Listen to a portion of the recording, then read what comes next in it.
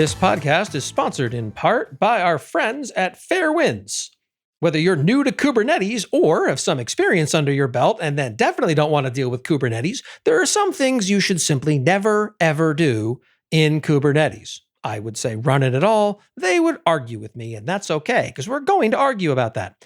Kendall Miller, president of Fairwinds, was one of the first hires at the company and has spent the last 6 years making the dream of disrupting infrastructure a reality while keeping his finger on the pulse of changing demands in the market and valuable partnership opportunities. He joins senior site reliability engineer Stevie Caldwell, who supports a growing platform of microservices running on Kubernetes in AWS. I'm joining them as we all discuss what dev and ops teams should not do in Kubernetes if they want to get the most out of the leading container orchestrator by volume and complexity. We're going to speak anecdotally of some Kubernetes failures and how to avoid them, and they're going to verbally punch me in the face. Sign up now at fairwinds.com/never. That's fairwinds.com/never. Hello and welcome to the AWS Morning Brief, Fridays from the Field. I am Pete Cheslock. I'm still Jesse DeRose. We're still here, and you can also be here by sending us your questions at lastweekinaws.com/QA. We're continuing our unconventional guide to AWS cost management series, and today we're talking about moving data. It's not cheap, is it? No, it's definitely not cheap. It is expensive and it's painful. And we're going to talk about why today. And reminder, if you haven't listened to some of the other episodes in this series, please go back and do so. Lots of really great information before this one. Lots of really great information coming after this one. I'm really excited to dive in. Yeah, look, they're all great episodes in the end of the day, right? They're just all fantastic. Yeah. If I do say so myself. All of the information is important. All of the information is individually important. I think that's probably the best way to put it. You can listen to all of these episodes and implement maybe just a handful of things that work best for you. You can listen to all these episodes and implement all of them, all of the suggestions. There's lots of opportunities here. If you do actually go and implement all of these suggestions, you really should go to lastweekinaws.com/QA and tell us about it. We'd be very curious to hear how it goes. But if you're struggling with any of these, just let us know as well. These are things that are measured in long periods of time. It is rare that we run into engagements with clients that you can just click box, save money. Now, don't get me wrong. There's a whole bunch of those too. But if you want to just fundamentally improve how you're using the cloud and how you're saving money, those projects are multi-year investments, right? It's just all of this stuff takes a long time. And you just got to manage those expectations appropriately. And specifically around this topic, moving data, it is, as Jesse said, painful. It is expensive, especially in Amazon. They will charge you to move the tiniest bit of data literally everywhere with like 2 minor exceptions. And it's just the worst. Data storage costs. So Duckbill Group, we've kind of become these experts on data transfer and data storage costs, understanding just the complexity around them. And I feel like a lot of times folks only think about the storage being the biggest driver of their spend. Absolutely. You never delete your data, but you put it all in S3, right, Jesse? Like that's a cheap place to put your data. Absolutely. Worthwhile. Put it in S3 standard storage, call it a day. I'm done, right? Yeah, just, do my little wipe my hands and go on and we're good. Most people put it in standard storage, just like most people use GP2 EBS volumes. That's like the standard everything. And that could be a big driver of cost, but more likely the larger driver, because it's a little bit more hidden, it's a little bit more spread around your entire bill, is the transferring of data, the moving data around. And I say moving specifically because there are some services that are charged via IOs, via actually putting data into it or taking data out, not just the data transfer. I think it's also really important to call out that most companies that move into the cloud don't realize that data transfer is something that AWS will charge you for. So I want to make that explicitly clear. As Pete mentioned, in almost every case, moving data around, AWS will charge you for that versus in a data center environment where that's kind of hidden. That's not really explicitly a line item in your bill. And here it absolutely is a line item in your bill and absolutely should be thought of as an important component to optimize. Exactly. In the data center world, for any of the folks out there that are in data center land or maybe hybrid cloud land, your networking costs are, it's largely a sunk cost, right? You've got your switches and your lines that run. Maybe you're get charged for the cross connects and interacting, data transferring to other areas and things like that. But within your racks, within your own secure domains, like you don't have to really think about the cost of those network communications because it's already kind of paid for, and you're definitely not charged at a per gigabyte level, right? Like you are on Amazon. So we talked about this a little bit before in a previous episode when we talked about context is king. Context for your application infrastructure is really, really important. Understanding how your application interacts with other applications within your cloud infrastructure ecosystem, how your data moves between workloads. All of these things are really, really important. And so specifically when we talk about data transfer, it's really important to not just understand how your data is moved around, but why your data is moved around. So we really like to suggest working with all of the teams within your organization. Again, product, potentially legal, maybe IT, to understand your data movement patterns and the business requirements for those data movement patterns. Why does your data need to move multiple times within an availability zone? Why does it need to move between regions? Do you need to have data that is copied across multiple availability zones? Do you need that data to be cross-region? These are some examples of really important questions to ask to understand, do you need to continue transferring that data? Because the more you can optimize the way that that data is moving around within AWS, the less money you'll ultimately spend. Yeah, and this ties into, again, as you've noticed, there's a reoccurring theme is that all of these episodes in this series, they do tie into one another. They build on top of each other in many ways. You can independently do these things, but they can compound and bring you bigger benefits. And so in a previous episode, we talked about your network architecture diagrams, how you could overlay costs, but how you should overlay the data flows on top of there as well. Again, those data flows will have an inherent cost to it. And Jesse, I love that you pointed out talk to legal, because there are potentially risk and compliance requirements as it relates to your data and data transfer. Think about Absolutely. GDPR and keeping data inside of certain regions, or from risk and compliance side, keeping your data actually in many regions, replicating it to other regions. And not that you shouldn't ever replicate your data, but I think what's important is, and the biggest thing about a lot of this stuff that we're talking about, is providing knowledge on the cost of a decision. So think about your business, and they've made this decision to replicate all their data into 5 availability zones. Okay, well, that will have a cost to it. If no one knows what that cost is, they can't make an updated decision.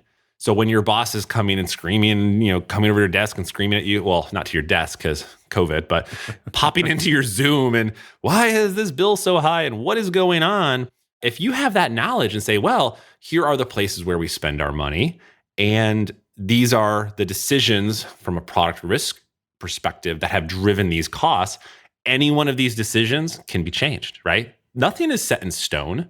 They're all just different things that businesses have to think about. I think it's also really important to call out that as you and possibly your team or the individuals that you work with from other teams start to have these conversations, start also thinking about the best practices that you want to see within your organization for data transfer, whether that is specifically for the data transfer for a specific type of solution like distributed stateful systems like your Cassandra, your Kafka.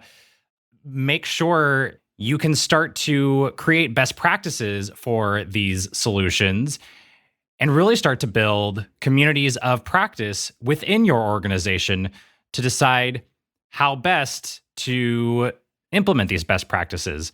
So, for example, we worked with a client previously who did a lot of data compression on disk for their Cassandra cluster, but the data was essentially not compressed when it was moved between components of the cluster or between regions when it was replicating.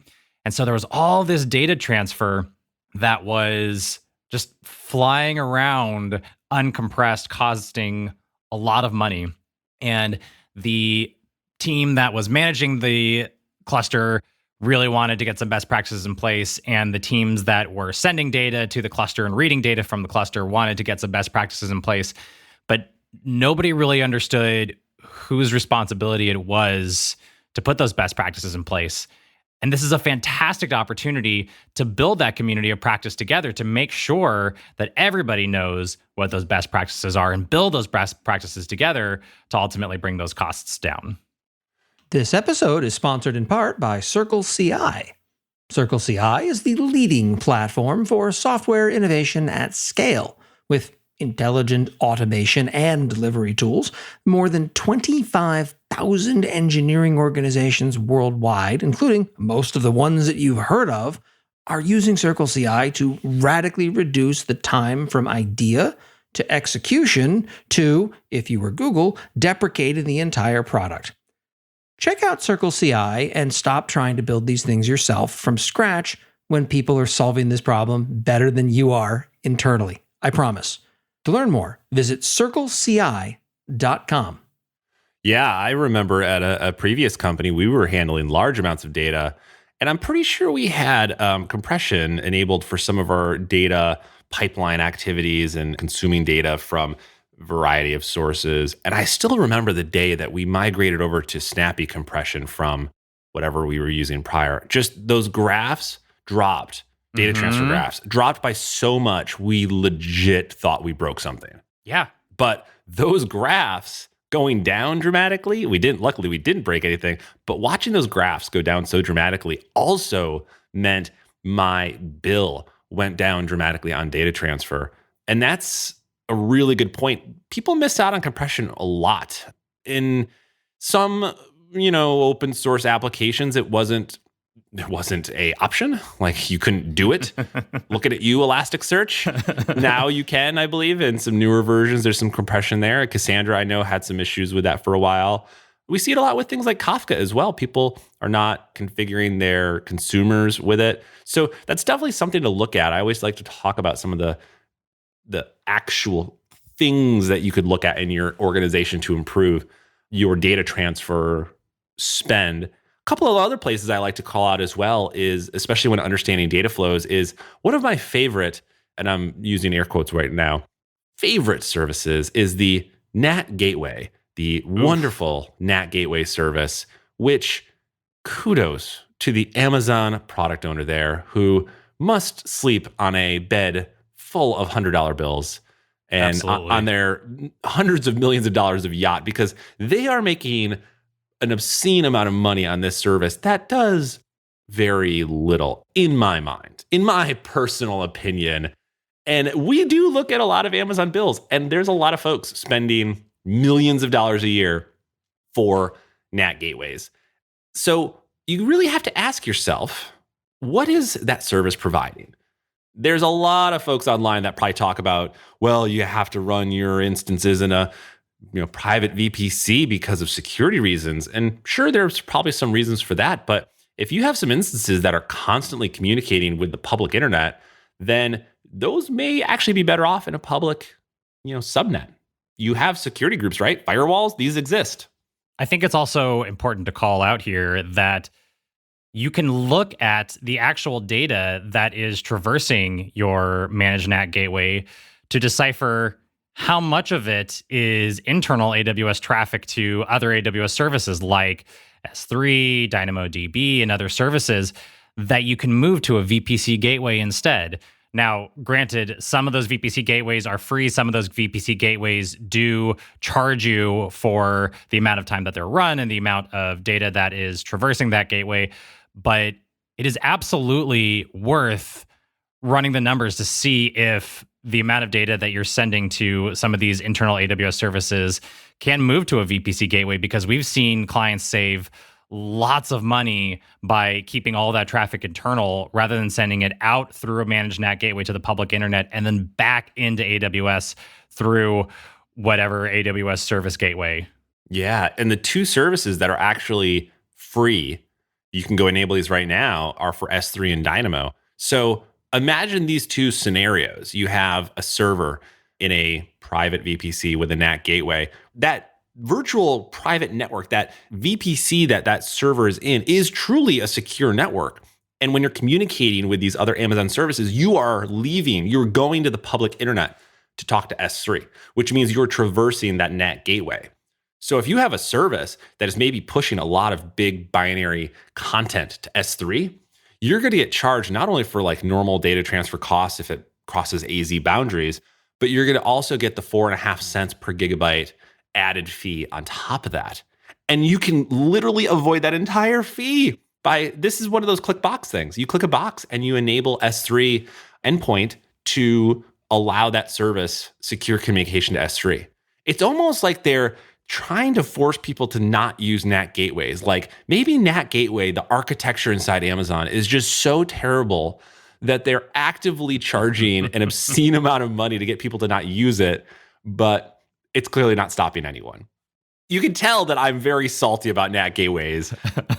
And just from my own personal experience, I remember I used to run my own NAT instances. That's what you did before NAT gateway was a thing.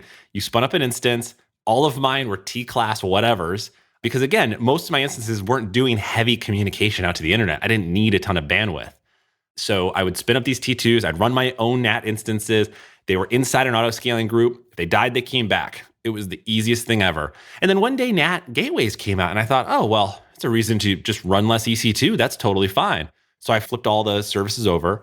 And then in a few months, I'm like, why am I spending $10,000 a month for these NAT gateways? I was spending like $500 a month for my T-class instances. And so I moved everything back. I'm just like, it's annoying. It's my most hated service at Amazon. Thanks. I hate it. So don't give them your money for it. You can solve this problem. Set up those endpoints like we're talking about. We've seen so many clients save just tons of money by setting up those endpoints in their VPC to talk to other Amazon services, or turn on flow logs for a couple of hours. Don't turn them on for a long time, and Please. Surely do not send them to CloudWatch. Send them to S3. You can query this stuff in Athena. There are tons of posts on the Amazon blog in the documentation that will teach you how to query those. And you can start looking to see, where are my things connecting to? Spoiler alert, if you're a Datadog customer, they're talking to Datadog. And I think that's a really quick fun thing to point out too, which is some third-party software solutions that are also on AWS have their own private link gateways that you can configure and connect to so that you don't have to send your data out through the public internet and then back in through their connectors. You can send the data directly to them through additional VPC gateways. Yeah, those private links are just a great service. They will be a lot cheaper to send your data to those third-party vendors, and they're honestly more secure. One thing to keep in mind, though, again, I love giving these actionable tips if at all possible, is if you do, let's say your vendors can only take their connections in from like USDS1 and you're in another region, you will have to pay to cross an AZ boundary, but in almost all scenarios, there's always some exceptions. It's still going to be cheaper to cross an AZ boundary and to send to the private link. Because again, NAT gateways are just so prohibitively expensive. Now that we've written a love letter to VPC gateways, I feel like I want to spend a few minutes talking about the hidden costs of I/O before we wrap this up and send you out into the world to look at all of your data transfer bit by bit. And become horrified. Yeah. So we talk about moving the data, but when you move the data, you have to make usually an I/O, like you have to make some sort of communication. And there are more and more services that are charging based on those I/Os. Aurora being probably the largest, I don't know, maybe most popular, Jesse, if you think of it that way. Yeah. These I/O costs, they can be hard to predict, but we've definitely seen scenarios where folks are ingesting data into their Aurora from S3, but all of those I/Os, all of those writes, they're going to get charged for the I/Os plus the storage plus the engine. So you have these like three, vectors you're being charged upon. And so you really need to start thinking about these usage patterns. How are writes happening? How are reads happening? What are the size of those IOs as well, which you'll have to dive into the documents to figure out how best to optimize because of how, again, they charge for these IOs. But if you are constantly reloading data into an Aurora database, you're getting additionally charged for all of this data movement. The movement, right, is causing these IOs to occur.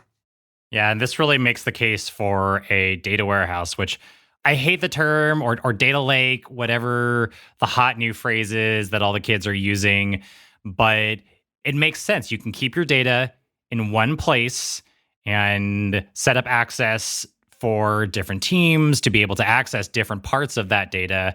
Data transfer in and out of S3 is free, and then you can use all of the query functionality of Athena or other tools within AWS to do all of the queries you need and all of the calculations you need with that data. Yeah, I agree. Data warehouse, data lake, these are stupid names. I'm glad that that's the thing that you agree with me on. Yeah, exactly. That's the only thing, Jesse. I actually had a joke at a conference I did. I hated these. I was basically preaching to this audience about how you should turn all of your monitoring into a data lake, your logs, your metrics, your traces, everything, and centralize it for query, for analysis. And I just hated the term so much that I just want to come up with something new that had equally no meaning. So I called it a bagel, a data bagel. And again, has no meaning. So what does it matter? So is that like security around the outside and then the massive security hole through the middle? We could spend a whole episode analyzing my nonsense. Not today, Satan. So it's true though, right? Exploit the fact that you can transfer into and out of S3 from many or most Amazon services for free. And use that to your gain, use that to your benefit to centralize as much data as possible into that one place. Some of the most mature organizations we work with push all of their data as much as possible into S3 and then will pull it into other services for query. I mean, you could do ad hoc queries with Athena, but you can ingest it into a Redshift cluster and do some analysis. If you're a Snowflake user, obviously they can suck your data right out of your S3 into Snowflake for analysis. That data transfer is free. Crossing an AZ boundary is not free. Again, think about your data flows. Can you have instances pushing data to S3 where other instances can pull that data out? It's an incredible service. It's shocking that there's anything for free in Amazon. So when you can find those slight benefits, exploit them for the greatest gain possible. All right, well, I thoroughly enjoyed just hazing on NAT gateways, and I could probably keep going for a long time. But we will save that for another time.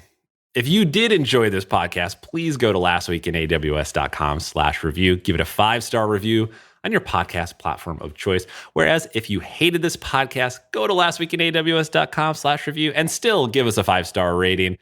But then also go to lastweekinaws.com/QA and give us your question, give us your feedback. We would love to answer them in a future episode. Thanks again.